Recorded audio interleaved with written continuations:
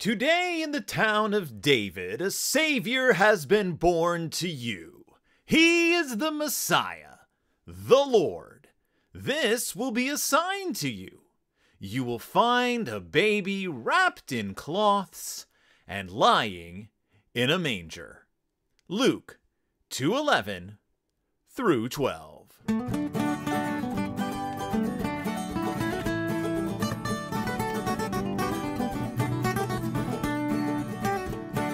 Welcome back to Deep in Bear Country, a Berenstain Bearcast. I am your host, Phil Gonzalez, and as it is the weekend of Christmas and Christmas Eve, get ready for another beautiful episode of Phil Gonzalez Ruins Christmas for you by talking about too many things, about the origins of too many things. This week's book is barely a Berenstain Bears book. It's a Berenstain Bears book in the sense that it contains the Berenstain Bears for one page, and the rest of it is mythological and historical figures drawn in the style of bears. That's right. This week's book, my friends, is a Christmas... It seems wrong to describe it as a Christmas classic. This week's book is The Berenstain Bears, The Very First Christmas by Jan and Mike Berenstain. Now, before we jump into this book, I want to address something, and that is the fact that I recently received criticism from a listener that I spend way too much time at the beginning of each episode talking about my camera setup and my hair and my hats and the way my room looks. And so I'm not going to do that today, except to say that if you're watching this on YouTube, I am facing in an odd direction. And the reason I am facing in an odd direction is because I have an enormous pimple on the side of my face, and I don't want to harass anybody with it. Like, I was looking at it in the, it's reflecting light in such a strong way that it was distracting me while I was looking at my video. So I'm just like, no, I'm absolutely not going to have my viewers look at the pimple. For those of you listening at home, for the first time in your lives, you are at the advantage. You don't have to, ever accidentally see this enormous pimple on the side of my face. It hurts. It's bulbous. It's a nightmare. But we're letting that go. Why? Because it's Christmas weekend, and that one listener doesn't want to hear me talk about it anymore. I'm not going to call them out by name, but they know who they are. All right, and we love them very much. Thank you for the constructive criticism. What were we talking about? Oh, yeah, Jesus Christ, the bear. So this is the Berenstain Bears, The Very First Christmas, and what a cheap out this is. What a cheap book this is. Not quality of illustration, certainly not quality of the story, but the fact that this is literally just, they took a couple of chapters from the Berenstain Bears Storybook Bible and just reprinted them. That's it. It's literally, they took 2 chapters from the Berenstain Bears Storybook Bible, ripped them out, slapped a cover on it, took a couple of illustrations from that book, made it the intro to this book, and didn't even change. They changed one bit of wording but that's it. They needed a Christmas book. I'm sure Mike and Jan were like, we'll just retell this. We already have this. And in fact, this book came out, what year was this? This book came out in 2015. So we had already lost Jan by this point. The reason I guess it's credited to Mike and Jan is because they originally wrote the Storybook Bible together. So this is just their words and their illustrations. So, and the layout and everything.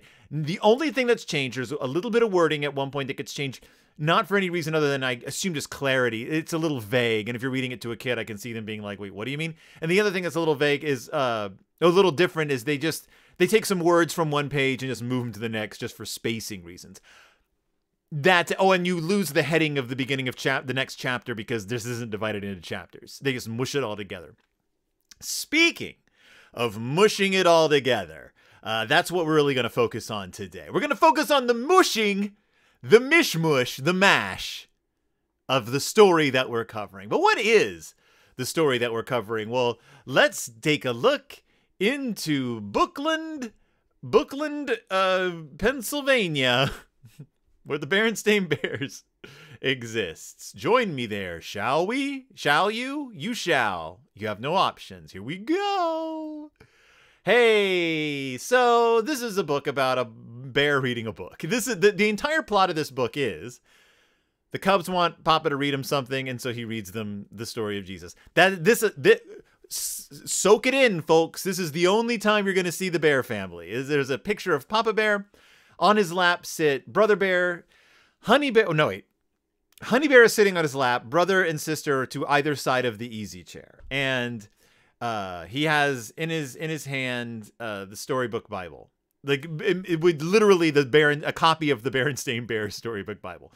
And I mean, this is it. Like this is the family. It says the Bear Cubs, they love to read their Bible stories. Papa likes reading it to them.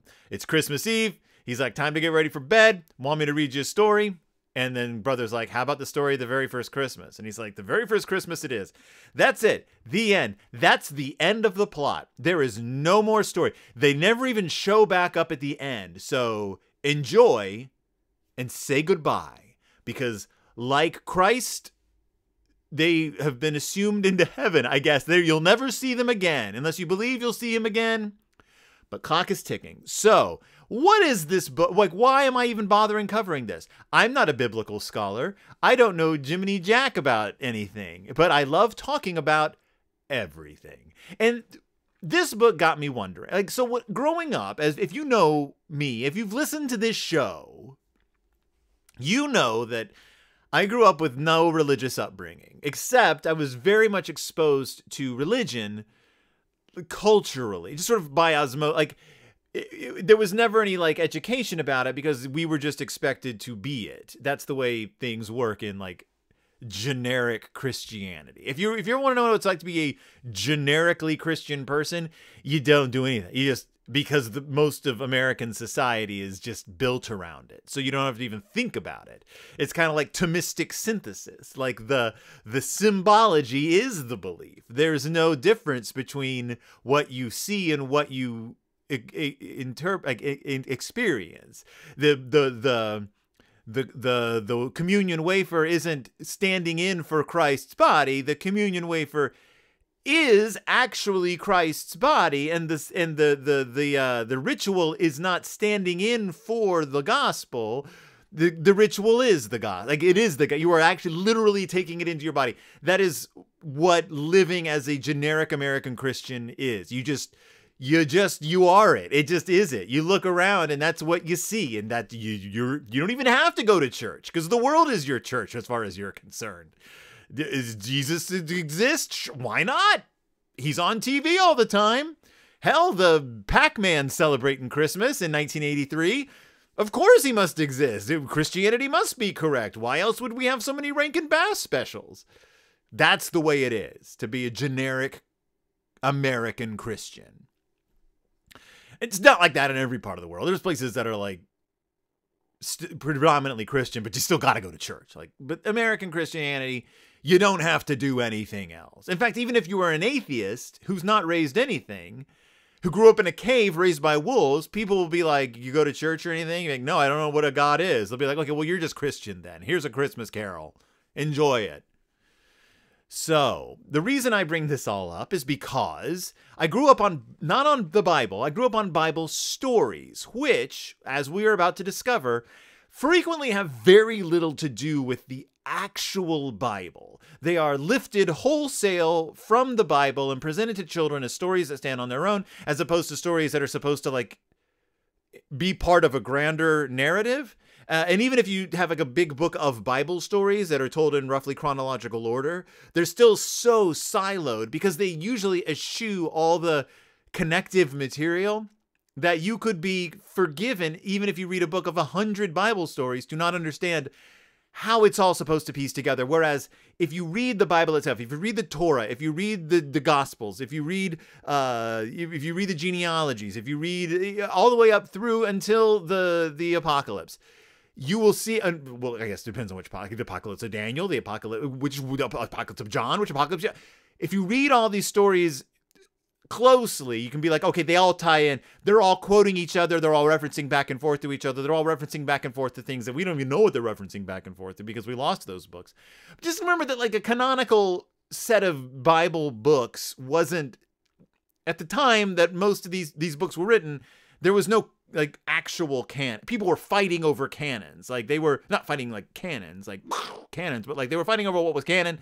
They were all using their different like books and ideas. Heck, the Gospels, early part of the church, Christianity, the Gospels weren't even a thing for a lot of those people. They didn't exist. Letters of Paul, the actual Pauline letters, he has to go out of his way, bend over backwards to be like, I didn't read this anywhere. This was told directly to me through revelation. Don't worry, I'm not one of them readers. I'm one of them dreamers and visioners, because that had more theological weight than anything you would have read, which is, of course, why the only thing Paul ever quotes is like the stuff he came up with out of his own head.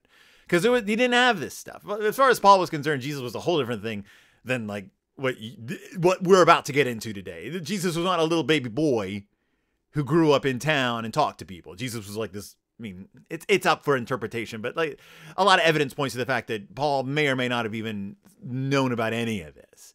Because remember, Jesus came to him in a wow, kazang! I'm a Christian now. And the other apostles were like, good, us too. Why was Paul so high up in the church? Probably because everyone was doing it like this. In any case, the Bears are going to read a book, and they are not even going to get to the letters of Paul, because this is a very short chunk of the gospel.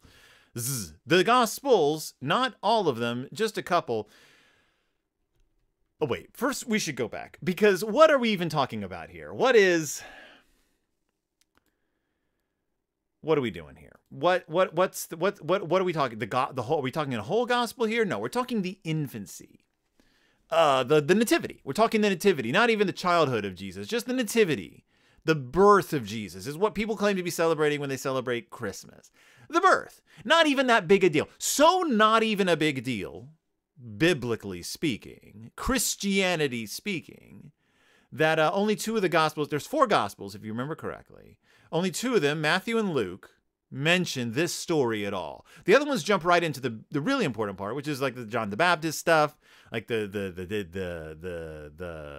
what's the term I'm looking for? The teachings, like the what is it called? Where you go out and you teach, forget it. Just that part of Jesus's career. But Matthew and Luke both want to tell the story of little baby born. Why? Because there's prophecies, right? There's important prophecies and predictions in the Torah. Well, for Matthew, scholars tend to look at these 2 different writers, whoever they were, as Matthew being very focused on the Jewish Christian church and Luke being very focused on the Gentile Christian church. And you can sort of tell by the way they like who they villainize, who they focus on, who they give credit to, because keep in mind that at the time, Christians were Jews. Like they were Jewish people. They were just Jewish, and this was just another sect of Judaism. There were like 30 some odd sects of Judaism, and like that we know of, and they each believed completely different things. Some of them didn't even believe in Torah. Like they were like, we got a whole other thing going on here. We figured something else out. There were all these different sects, all these different literally cults, not like cults in a negative sense, but they were cults that sort of formed in different communities based on different preachers, different rabbis, different teachers, different mythologies, and they disagreed. So Christianity's coming up. It's young, it's fresh, and nobody cares about it, like except the Christians. And some of those Christians, they're not even called Christians at this point. They're just Jewish. They were like, okay, there's this Jesus. He was predicted in the Torah. There was a Jesus in the Torah that was predicted to yada, yada, yada. So here we are. Got to keep following Torah, though, because we're Jewish. So we got to do the Torah. So like the modern day Jews for Jesus, they're very close to what, not entirely close, but like more or less similar to what was going on back then. Just Jewish people doing their Jewish thing, being Jewish. And also there's this Jesus that, there's this new sect. In that fine, great. And so a lot of them were trying to convert other Jews to this new sect of Judaism. Matthew, one of them. Luke, on the other hand, was focusing on Gentiles, getting non-Jewish people to convert, because kind of hard to convert people who weren't already sold on it to this new way of thinking. And one of the ways you convert Gentiles to Christianity is you villainize the Jews, because why shouldn't I be a Jewish person? Well, this one's a lot easier too. You don't have to follow Torah. You don't have to follow any of those rules anymore. Unlike the Jewish Christians, no, you don't have to do any of that. And the big one is no circumcision. You don't have to do that anymore. That was like the big stumbling block for a lot of people. Judaism promised a lot of awesome things for people. Compared to a lot of the pagan religions at the time, Judaism offered a lot more freedom, gender-wise, a lot more freedom sexuality-wise. And I know that like people think pagan, they think free living, man. We're out dancing with Pan. But that's not what that means. The pagan religions were just as conservative, just as enclosed, and just as strict in a lot of situations. It's not neo-pagans. This is like just these are religions and they're doing their thing. So Judaism promised a lot more focus on community, a lot more focus on justice, a lot more standing up to the man. Like that was a big deal. People felt oppressed. That's one of the reasons they turned to religion. Here's Judaism, but there's this huge barrier to entry. It's called having to go to school. It's called having to learn things and then having to get circumcised. Pretty big deal. So then Christianity comes along and it's like, well, we're going to offer you the same thing. We're going to offer social justice. We're going to offer standing up to the man. We're going to offer more or less equality. Like everyone's going to heaven, man. Everyone's going to get it theirs in the afterlife. Not so many rules. And you don't have to get circumcised. And you don't have to even know how to read, or you don't have to talk to anyone. You don't have to talk to anyone. You just divine revelation, boom, we're Christian now. Come on, everyone join in. So that was kind of the thing. One of the things. One of the little many things. It was easier sell at this point. So we have Matthew who's focusing on the Jews. We have Luke who's focusing on the Gentiles. Never the twain shall meet. Like literally, never the twain shall meet. Why? Because they're telling two completely different stories of the birth of Jesus. And I think it's funny that a lot of people ignore this fact or don't even know this fact. The fact that the Gospels tell completely different stories of the birth of Jesus, that they sound similar until they're not. And that's where this book comes in, because you can't, most children's books that tell the story of the Nativity just sort of mush them together. Just sort of mush mash these two not only very different stories, flatly contradictory stories into kind of an uber narrative that doesn't work, that isn't one or the other. It's just kind of the best bits, or the more cinematic bits, the parts that are easy to tell. But a lot of the stuff that's famous, that the famos really like, isn't in one or the other. And the points of view are completely different. And the main character in each one is completely different. What do I mean by that? I mean, Matthew's main character is Joseph. Luke's main character is Mary. That's about as different as you can get. And why do I mean main character? I mean the focal character. Mary does so much in Luke. She's barely mentioned in Matthew. Like she's there. She's like the catalyst, but she's not the main character. She's not taking on action. She goes, like, she's related to like John the Baptist's sister in Luke, and that's not even mentioned in Matthew. That's not even like a thing. But she has this whole story, like Luke has like the birth of John the Baptist paralleling the birth of Jesus. It's like this whole, like, because they're like the two guys on top, right? And there's John the Baptist, and then right above him is Jesus, and they have this whole meet cute, and it's really awesome. And Matthew's like, we're not dealing with that. Like that's not the prophecy we're dealing with. We're not focusing on that. We're focusing on Joseph because he's the direct lineal descendant of King David, of Adam. And we need to focus on Joseph. And Joseph is named after the other Joseph, who was the king of dreams. So therefore, we're going to have to focus on this guy's dreams. He's like a rebirth of Joseph. He's the prophet. He's the dreamy guy. Two big dreamers. One of them is Joseph in the Torah. One of them is Joseph in the Gospels. And they both have dreams that come true and lead to a new nation, more or less. So what are we talking about here? What's this book? What's this gospel? Maybe let's just walk through it as we go. Sorry, I'm trying to push the right buttons here, and I keep pushing the wrong buttons here. So the way that the Berenstain Bears tell the story is that there's this woman named Mary. She lives in Nazareth. An angel comes down and is like, look, you'll be blessed. You're going to have a baby, and you're going to name it Jesus. He's going to be called the Son of the Highest. And she's like, look, I'm not even married. How can I have a baby? And he's like, eh. And that's pretty much it. That's the way they tell the story. He's like, with God, nothing's impossible. And Mary gets down on her knees and like prays to this angel. Or it's like, oh, I am a servant of the Lord.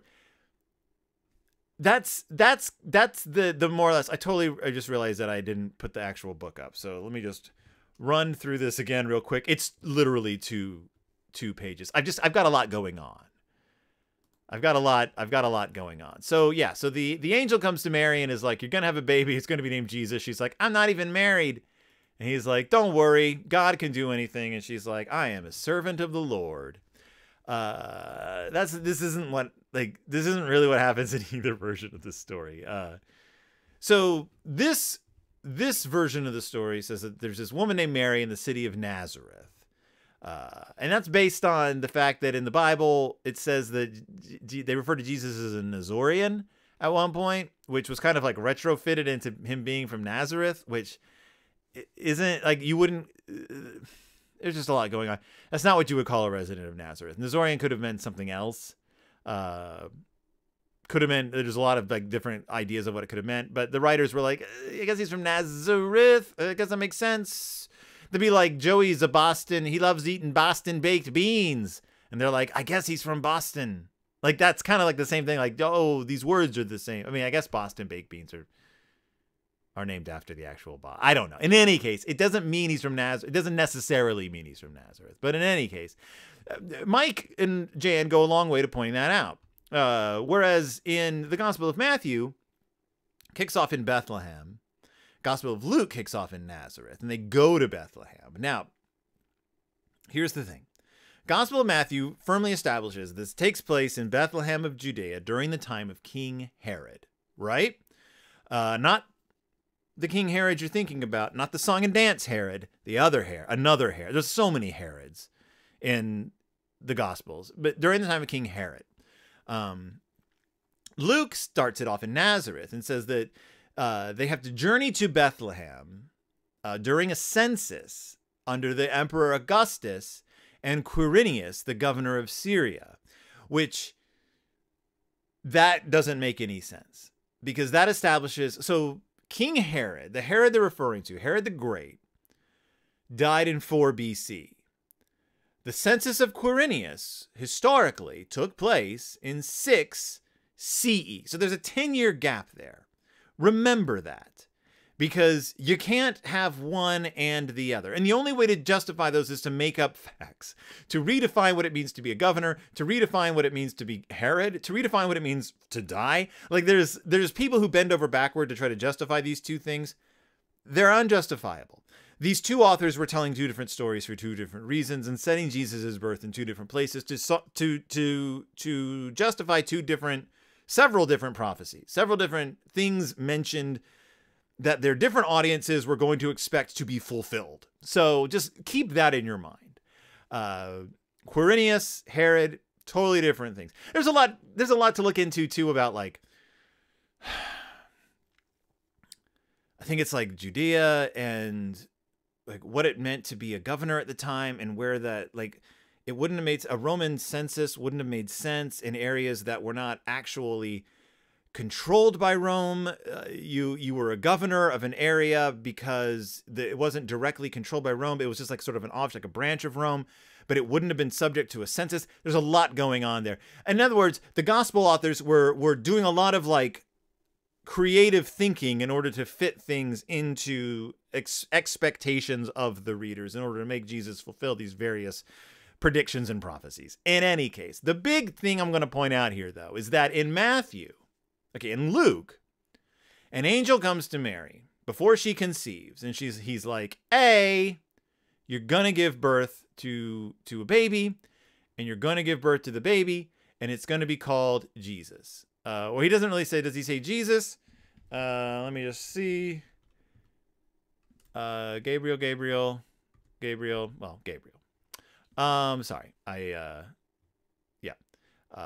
Where is it? I'm looking in Luke. There's a lot going on because Mary spends a lot of time hanging out with John the Baptist's family. Let's see. Yes. And so Mary gets told that she's going to give birth by this angel. And she's like, oh heavens, I'm not ready for this. That's in Luke. In Matthew, Joseph has a dream, and he dreams that an angel tells him. So the way it's set up is that Joseph is engaged to be married to Mary, but she gets pregnant, but they didn't have relations. And so it says that Joseph's an honorable dude. He's not going to make a big deal out of this. He's going to quietly divorce her. Like it says that in Matthew. He's going to divorce her. He has a dream. Angel comes to him and says, "Don't divorce her. This is the Holy Spirit's baby. She didn't screw around on you. You gotta stick with her." And he's like, okay. So this is Joseph's. He's established as the central character here. Why? Again, because the important thing is that he's a descendant of King David. He can trace his lineage all the way back to the beginning by the angel of the Lord coming to Joseph. Jesus, the baby that's going to be born, is going to be a direct descendant of Joseph. Like he becomes the honorary father, making the lineage complete, right? Like that's the way the story is telling it. Also, the story, Matthew's version of the events, is purposefully paralleling the story of Moses. By the way, it's a retelling of Moses. We got some differences. So they head out.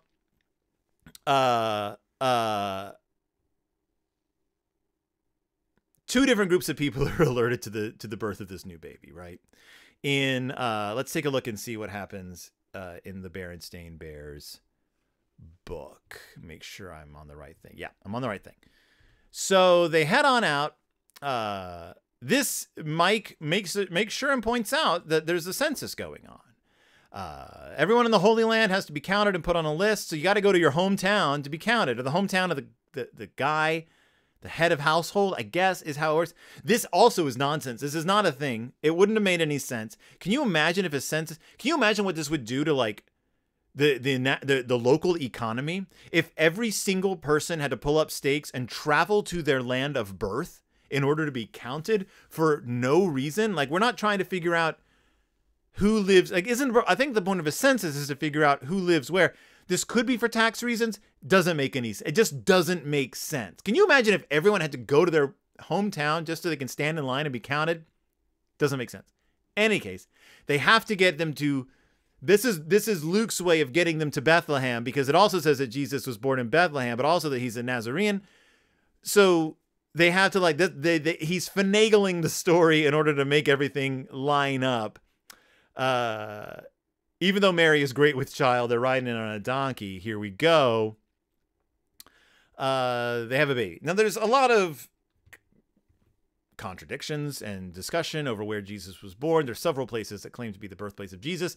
Belief for a long time was that he was born in a cave, because that is what our supernatural heroes tended to be born in, places like caves. The whole idea of like the virgin birth, the whole idea of like being turned away at the end, the whole idea of people being after the baby, like all this is fairly common heroic storytelling at the time. Especially this is how you beefed up your main characters. You sort of hit these points. They were expected. It's a good story. It makes a lot of sense. Like Joseph Campbell thought he had something with like the hero's journey.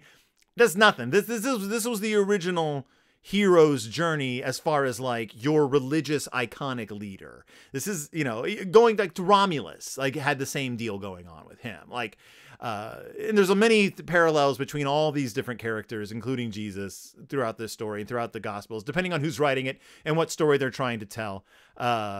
Jesus gets born in a manger. If you notice, though, there's none of this like the angry innkeeper stuff like that. Like a lot of that was added for like children's books and pageants later, like to give kind of a villain to this part of the story. There's no room in the inn. But the gospel, Luke just kind of brushes past that. Like there's no room. don't even know if it's an inn. Like that's an interpretation of the word that's used, but it could have been anything. A house, a private home.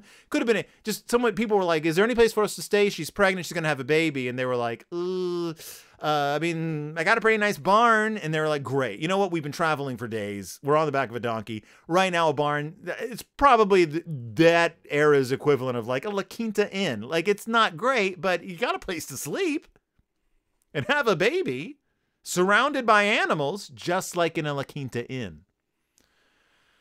So they have the baby. She wraps him in cloths. The animals are munching down. There's a bunch of cute kittens because the Berenstains love drawing cute kittens. It's warm and dry. Everyone seems cool. Okay.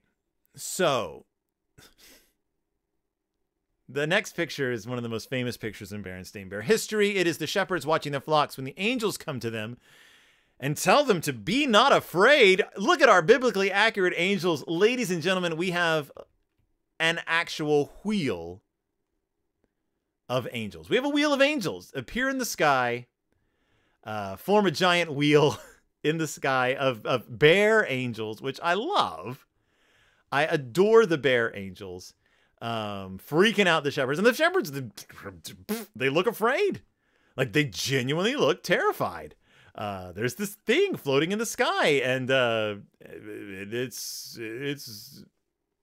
terrifying. I don't know how else to say it. It's terrifying. So the angels come up. They're like, "Don't be afraid. There's a guy who's been born. His kid's been born. Christ the Lord. You're gonna find him in a manger." And the shepherds are like, "Glory be to God." Oh no, the angels say, "Glory to God, peace on earth." And that's the big like, "Oh come all ye faithful" type thing. Joy to the world. The angels we have heard on high thing. The shepherds are minded in their own business, and the freakiest of supernatural occurrences occurs. And I mean, I'd probably be throwing up myself. However, there's also this thing about wise men. After Jesus was born, Mike writes, 3 wise men came from the east to the holy city of Jerusalem, and they asked, "Where's the child who's born a king? We've seen his star, and we followed it to worship him." Now let's go back to the actual Gospels. So wise men and shepherds are not in both Gospels. The shepherds are from Luke. They're directed by angels to where Jesus is born. In Matthew, there's this whole... Okay, so in Matthew, there's the wise men, these magi, as they're known. They come out of the east following a star. The wise men were basically astrologers, fortune tellers, just sort of like your precursor to astronomers. They watch the stars constantly, and they're like, hold on, there's something going on here with the stars. Now, following a star doesn't mean necessarily that there's like this giant glowing star that they're following. They're following their astrological charts, basically. They're like doing their like calculations and being like, we're going to go this way. This is where the stars are telling us to go. By the way, this is sorcery. This is forbidden in the Bible. However, exceptions must be made.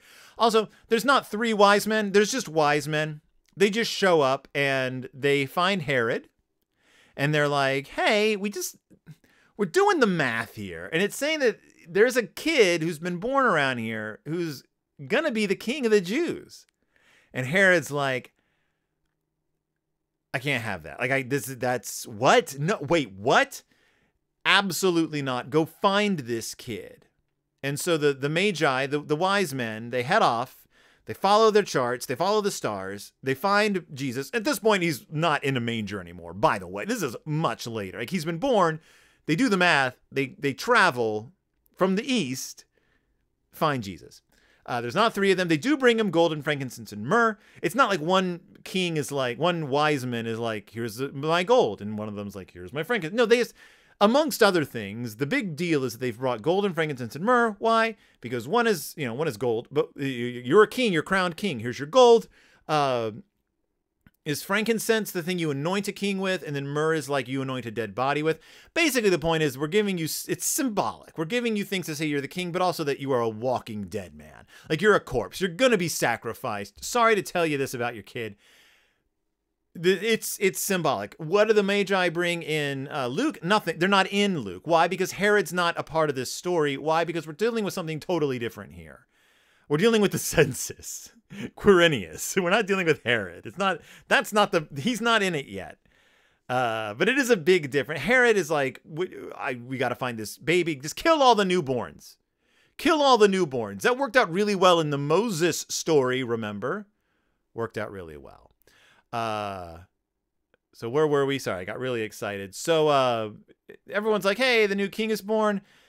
The Magi show up for Herod. And he's like, what? A king? What? So they follow the star. They get there. They give gold and frankincense and myrrh. Mike says gold and other precious gifts. The frankincense and myrrh, Mike, pretty important. I don't know why you left that out. I like that he didn't go with the we three kings thing. These aren't kings. They're just wise bears, and they're just dressed like travelers. They're just wearing traveling clothes, and they're not crowns. This isn't Melchior, Balthazar, and Caspar like you see in the children's pageants. All that was come up with later. That's all later writings, just further mythologizing the story. And what I appreciate that by the time the wise men get there in Mike's version, they're not in the manger. They're in a house, just chilling. Jesus is a little older. He's sitting up, and they bring him what looks to be a box of delicious cookies. I assume this is the gold, but it looks like they're giving him just some delightfully fresh baked cookies. And then the end. I mean, it says said that Joseph has a dream, which is, of course, not in Luke, where the angel warns him about King Herod. They flee to Egypt until Herod dies. Then they go back to Nazareth, and that's where Jesus grows up. Literally just ends right there. There's no like, well, that was a great story. Thank you, Papa, and Merry Christmas. Nope, that's the end of the book. The book just ends.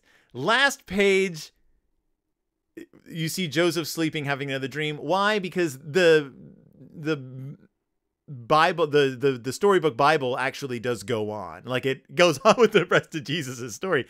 They've added a sentence. They've added, and that is where Jesus grew up, because the actual page ends with, they went back to the town of Nazareth in the Holy Land.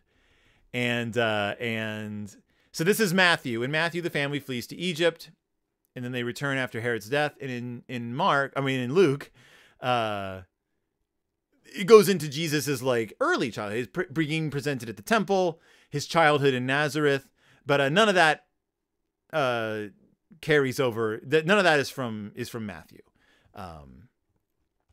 And then, so what we see is that Matthew is very much about the fulfillment of prophecies, the role of the Magi, the escape from Herod's persecution. It's very much retelling the Moses story.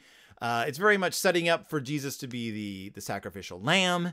It's very much setting this up, Jesus's whole life, to be a retelling of the Yom Kippur and of the Passover narrative, and you know, it's sort of telling the Jewish faith like in microcosm as this one guy. Jesus is going to fulfill all the stuff that like was supposed to have been fulfilled before, yada, yada, yada. Luke, on the other hand, is like, no, I'm talking to Gentiles here. They don't care about any of that stuff. There was a miracle conception. The shepherds, who we all love, they're working class, right? We love the shepherds. And then it goes on, and all this stuff about Simeon and Anna and the family of John the Baptist. We're setting all that up because you guys are really into John the Baptist, right? And then that's it. So but the big thing is the 10-year gap. These are two different narratives that serve two different purposes, and they flatly contradict each other. What I'm saying is somebody's lying or was lied to. One of these stories is made up. They can't both have happened. They can't both exist at the same time. There's such a discrepancy.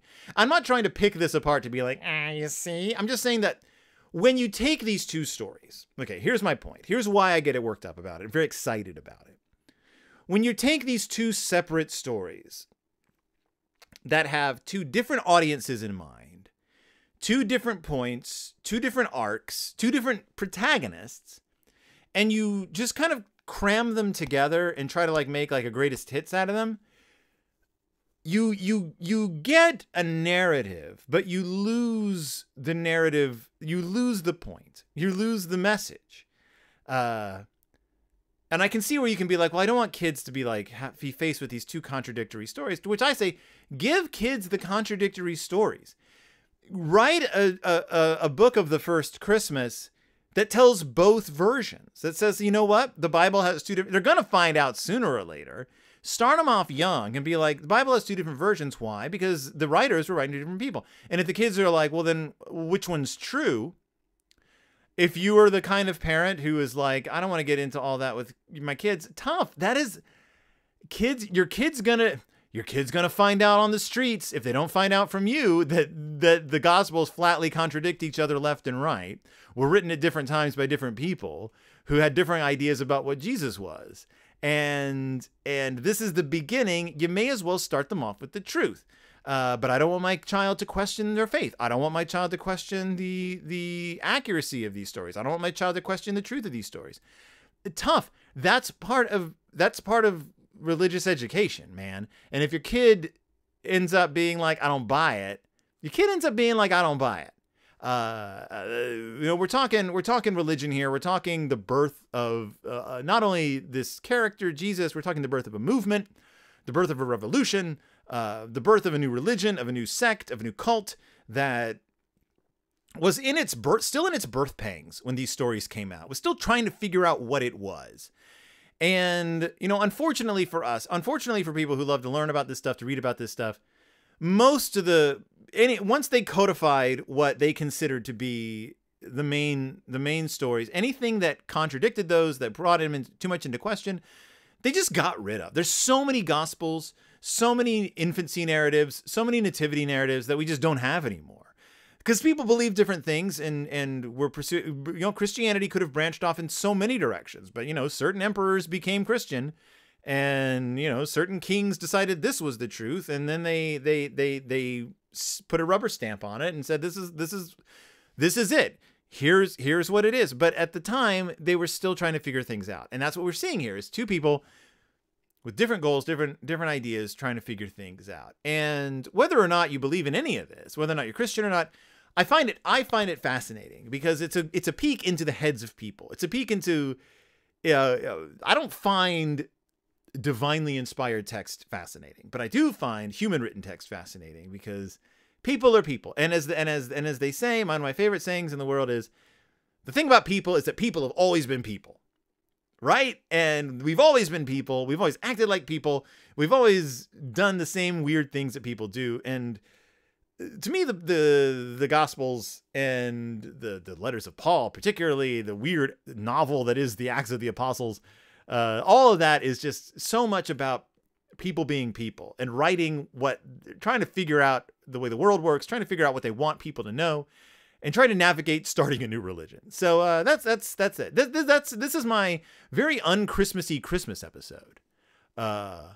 It's about the Berenstain Bears' The Very First Christmas. Do I recommend this book? Get the Storybook Bible, honestly.